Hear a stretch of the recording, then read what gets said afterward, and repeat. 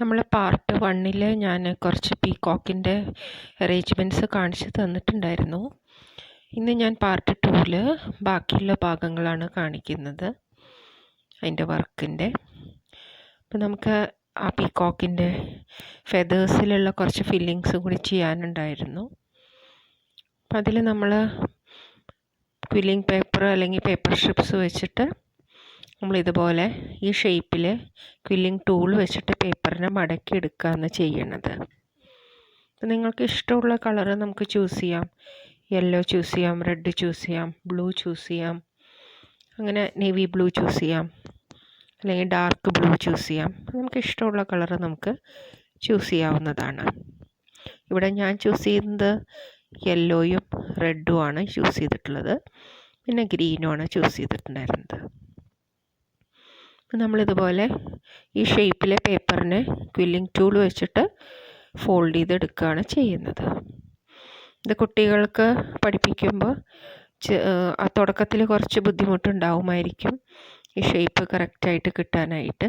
അപ്പോൾ കൂടുതൽ പ്രാക്ടീസ് ചെയ്യുന്നതിനനുസരിച്ച് അത് ഭംഗിയായിട്ട് ചെയ്തെടുക്കാവുന്നതാണ്. ഇതുപോലെ ടിയർ ഡ്രോപ്സ് എന്നാണ് ഈ ഷേപ്പിന് നമ്മൾ പേര് പറയുക. അപ്പോൾ ഇതുപോലെ ഒരു പേപ്പർ സ്ട്രിപ്പ് മതിയാവും ഇങ്ങനത്തെ ഒരു ടിയർ ഡ്രോപ്പ് ഉണ്ടാക്കാനായിട്ട്. അപ്പം ഞാനത് ഗ്യാപ്സ് ഉള്ള ഭാഗം മുഴുവനും യെല്ലോ കളറിലുള്ള പേപ്പർ സ്ട്രിപ്സ് വെച്ചുണ്ടാക്കിയ ടിയർ ഡ്രോപ്സ് വെച്ചിട്ടാണ് ഞാനിവിടെ ഫില്ലിങ് ചെയ്യുന്നത്. അപ്പോൾ ഈ ഫില്ലിങ് 2 തരത്തിൽ ചെയ്യാം. ഞാനിപ്പോൾ ഒരു മോഡലാണ് ഞാനിവിടെ വർക്കൗട്ട് ആക്കിയിട്ടുള്ളത്. അത് വേറെ ഒരു വർക്ക് ചെയ്യുമ്പോൾ ഞാൻ മറ്റൊരു മോഡൽ പോസ്റ്റ് ചെയ്യുന്നതായിരിക്കും. ഇതിപ്പോൾ കുട്ടികൾക്ക് ചെയ്യാൻ പാകത്തിനാണ്, കുറച്ച് ഈസി ആയിട്ട് അവർക്ക് ചെയ്തെടുക്കാൻ വേണ്ടിയിട്ടാണ് ഈ ഒരു മോഡലിൽ ഞാനിവിടെ പീകോക്കിൻ്റെ ഫെതേഴ്സ് സെറ്റ് ചെയ്യുന്നത്. ഇതുപോലെ എല്ലാ ഗ്യാപ്സിലും നമ്മൾ പേപ്പർ ഇതുപോലെ ക്വില്ലിംഗ് പേപ്പർ വെച്ച് ചെയ്ത ഷേപ്സ് ആദ്യം ഞാൻ ഫെവിക്കോൾ ഉപയോഗിച്ച് ഒട്ടിച്ചെടുക്കുകയാണ് ചെയ്യണത്. ഇപ്പോൾ പല ഷെൽപ്പ് ചിലവർ ചെയ്യുമ്പോൾ എല്ലാം ഒരേ size വരുന്നെന്നില്ല.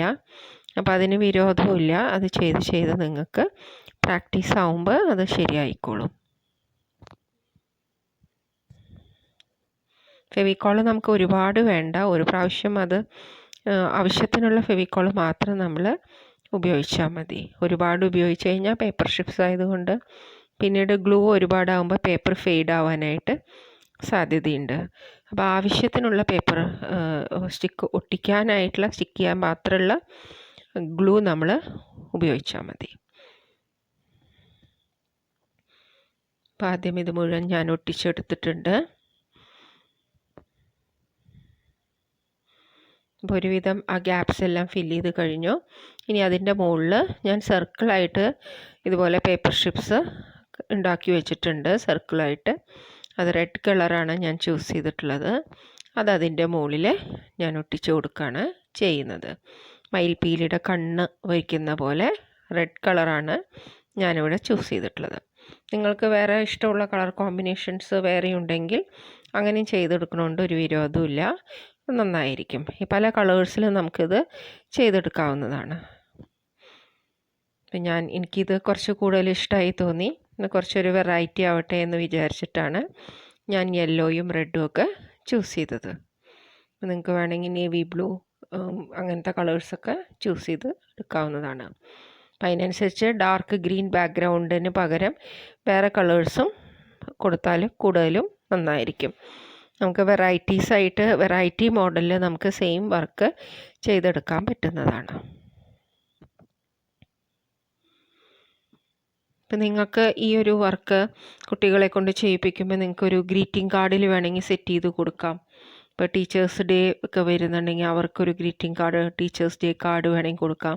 New year card, Christmas card, അല്ലെങ്കിൽ ഫ്രണ്ട്ഷിപ്പ് കാർഡ്, അങ്ങനെയൊക്കെ കാർഡിൽ ഡിസൈൻ ചെയ്ത് കൊടുക്കാനായിട്ടും ഈ ഒരു വർക്ക് എളുപ്പമാണ്. അല്ലെങ്കിൽ ക്രാഫ്റ്റ് വർക്കിലായിട്ട് ചെയ്യുകയാണെങ്കിൽ നിങ്ങൾക്ക് ഇതുപോലൊരു പിക്ചർ എടുത്തിട്ട് കുറച്ച് വലിയ പിക്ചറാക്കി എടുത്തിട്ട് ഇതുപോലെ ചെയ്തെടുക്കാം. നിങ്ങൾക്കതൊരു ഗിഫ്റ്റായിട്ടൊക്കെ കൊടുത്താൽ എല്ലാവർക്കും ഇഷ്ടപ്പെടുന്നൊരു വർക്കാണിത്. അപ്പം ഞാൻ ആ റെഡ് കളറ് ഫുള്ള് അതിൽ റെഡ് കളർ പേപ്പർ ഫുള്ള് അതിൽ ഒട്ടിച്ചെടുക്കുകയാണ് ചെയ്യണത്. ഇപ്പോൾ നമ്മുടെ ഫെദർ ഇപ്പോൾ കംപ്ലീറ്റ് ആയി തുടങ്ങിയിട്ടുണ്ട്. പിന്നെ എനിക്ക് കുറച്ച് ഫ്ലവേഴ്സും കൂടി സെറ്റ് ചെയ്യാനുണ്ടായിരുന്നു.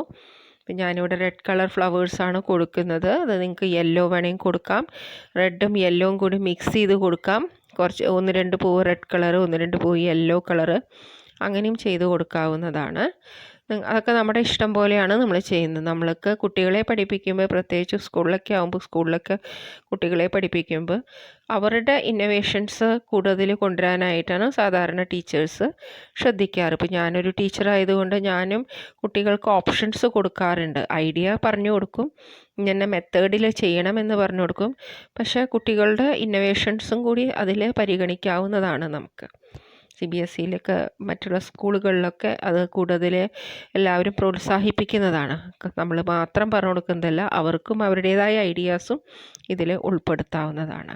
അപ്പം അങ്ങനത്തെയൊക്കെ ഒരു വർക്കാണിത്. ഇപ്പോൾ ഇതിലിപ്പോൾ നമുക്ക് കളർ കോമ്പിനേഷൻസ് കൊടുക്കാം, അതായിരിക്കും കൂടുതൽ നന്നായിരിക്കുക. അപ്പോൾ നമുക്ക് വെറൈറ്റീസ് ആയിട്ടുള്ള സെയിം വർക്ക് തന്നെ വെറൈറ്റീസ് ആയിട്ട് നമുക്ക് അവൈലബിൾ ആയിരിക്കും.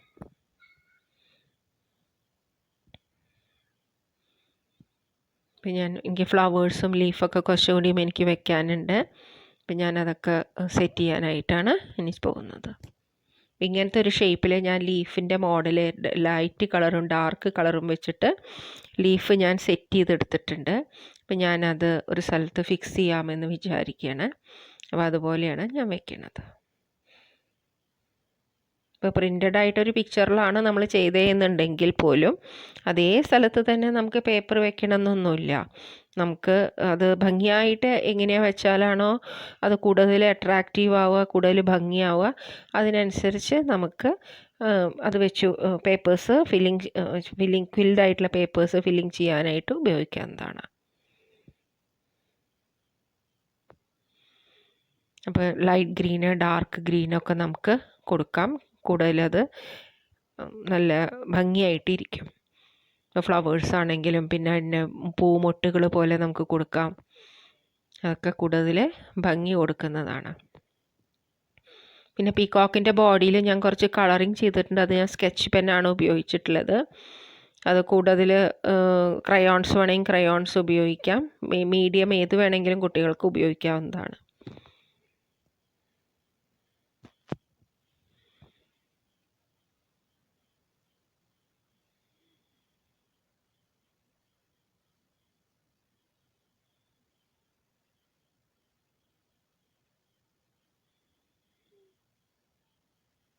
നമുക്കിനി അതിൽ ആ ഗ്യാപ്സൊക്കെ കുറച്ച് വരുന്നുണ്ട്.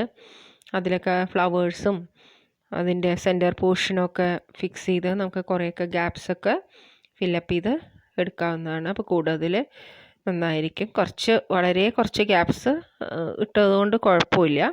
ഒരുപാട് വലിയ ഗ്യാപ്സ് പാടില്ല എന്നേ ഉള്ളൂ.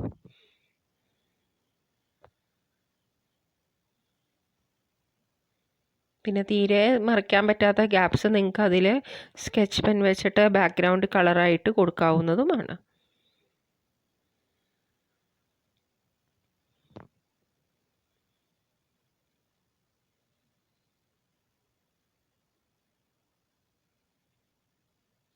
ഇതിൽ ലൈറ്റ് ഗ്രീനും ഡാർക്ക് ഗ്രീനും ഒക്കെ ലീഫ് ഞാൻ ഫിക്സ് ചെയ്ത് കൊടുത്തിട്ടുണ്ട്. ലീഫ് കുറച്ച് ഷേപ്പൊക്കെ മാറ്റിയിട്ടും ഞാൻ ഒട്ടിച്ച് കൊടുത്തിട്ടുണ്ട്. എല്ലാം ഒരേ ഷേപ്പിലല്ല ഞാൻ ഉണ്ടാക്കി ഒട്ടിച്ച് വെച്ചിട്ടുള്ളത്. പല ഷേപ്പും വ്യത്യാസം വരുത്തിയിട്ടൊക്കെ ഞാൻ ഗ്യാപ്സ് ഫില്ലപ്പ് ചെയ്ത് കൊടുത്തിട്ടുണ്ട്.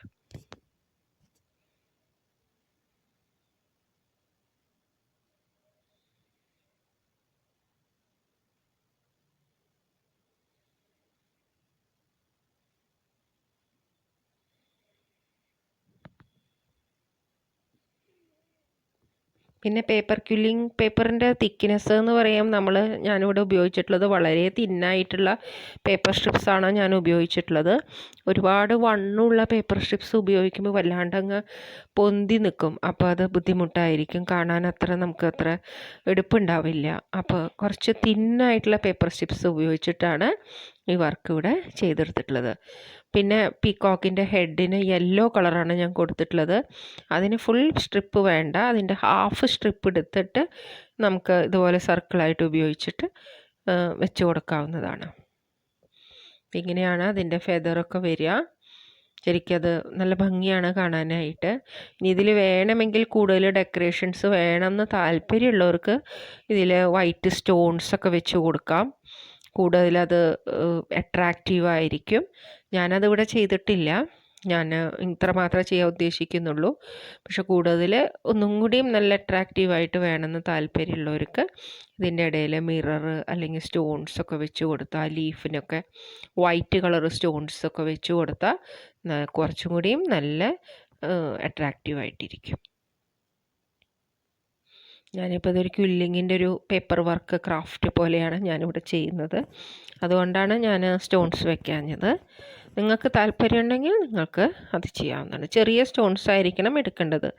അല്ലാന്ന് വെച്ചിട്ടുണ്ടെങ്കിൽ വൈറ്റ് പേൾസ് നമുക്ക് ഒട്ടിച്ചാൽ നല്ല ഭംഗിയുണ്ടാവും. അത് പേളെന്ന് പറഞ്ഞു കഴിഞ്ഞാൽ ഹാഫ് പേള് വാങ്ങിക്കാൻ കിട്ടും. അത് ഒരു ഭാഗം സ്റ്റിക്കി ആയിരിക്കും. അപ്പോൾ അങ്ങനത്തെ പേൾ ഉപയോഗിച്ചിട്ട് നിങ്ങൾക്കത് സ്റ്റിക്ക് ഒട്ടിച്ചെടുക്കാവുന്നതാണ്. പിന്നെ ഞാൻ ഇങ്ങനത്തെ ഒരു പല മോഡലിൽ ഞാൻ ലീഫ് ഉണ്ടാക്കി വെച്ചിട്ടുണ്ട്. അപ്പോൾ ആ ലീഫും നിങ്ങൾക്ക് ഒട്ടിച്ചെടുക്കാം. അങ്ങനെ നമുക്ക് പല നമ്മുടെ ഐഡിയാസ് വെച്ചിട്ടൊക്കെ നമുക്ക് ചെയ്തെടുക്കാം. അതിൽ ബ്ലൂ ലീഫൊക്കെ ഞാൻ കൊടുത്തിട്ടുണ്ട്. ഒരു വെറൈറ്റി ആയിക്കോട്ടെ എന്ന് വിചാരിച്ചിട്ട് ഞാൻ വെച്ചതാണ്. അതിൽ കുറച്ച് മാച്ചിങ് ആയിട്ട് പോണ പോലെ എനിക്ക് തോന്നി, അപ്പോൾ അതങ്ങനെ വെച്ചതാണ്.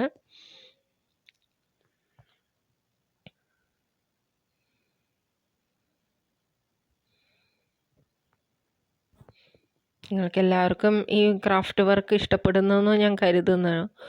എല്ലാവരും ഇതുപോലെയൊക്കെ ഒന്ന് ചെയ്ത് നോക്കുക. നിങ്ങളുടെ ഒഴിവ് സമയങ്ങളിൽ കുട്ടികൾക്കും പറഞ്ഞു കൊടുക്കുക. കുട്ടികൾക്ക് ഇത് നല്ല ഇഷ്ടാവുന്ന ഒരു വർക്കാണ്. അവർക്ക് ഒരുപാട് കയ്യിനും എന്താ പറയുക, നല്ലൊരു എക്സസൈസാണ്. അതിങ്ങനെ പേപ്പർ ചുരുട്ടി എടുക്കുക എന്ന് പറയുന്നത് അത്ര എളുപ്പമല്ല. കുറച്ച് പ്രാക്ടീസ് വേണം. തുടക്കത്തിലുള്ള ഒരു ബുദ്ധിമുട്ടേ ഉണ്ടാവുള്ളൂ. അത് കഴിഞ്ഞാൽ ഒരു പ്രാവശ്യം പഠിച്ചു കഴിഞ്ഞാൽ പിന്നെ അത് വൃത്തിയായിട്ട് ഭംഗിയായിട്ട് ചെയ്തെടുക്കാവുന്ന ഒരു വർക്കാണ്. അപ്പം നിങ്ങളെല്ലാവരും ഇത് കണ്ട് ഇതുപോലൊരു വർക്ക് എല്ലാവരും ചെയ്ത് വയ്ക്കുമെന്നും ഞാൻ കരുതുന്നു. ഗിഫ്റ്റ് കൊടുക്കാൻ പറ്റുന്നൊരു വർക്കും കൂടിയാണിത്. അപ്പോൾ എല്ലാവരും എൻജോയ് ചെയ്യുന്നു വിചാരിക്കുന്നു. Thank you.